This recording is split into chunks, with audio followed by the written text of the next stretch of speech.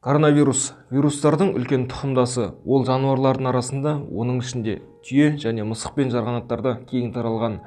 Бірақ ауру жұқтырылған көпшіліктің айтуы бойынша олар жануарлармен байланыста болмаған. Яғни тұмау секілді адамнан адамға ауа арқылы жұғуы мүмкін.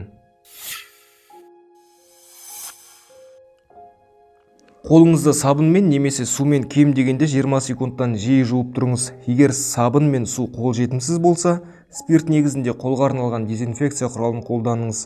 Жуылмаған қолды көзіңізге, мұрныңызға және аузыңызға жақындатпаңыз. Науқас адамдармен байланыстан қашыңыз.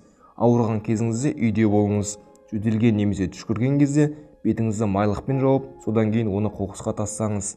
Сіз үнемі байланыста болатын құралдар мен үстіңгі қабатты тазартып, дезинфекция жасап тұрыңыз.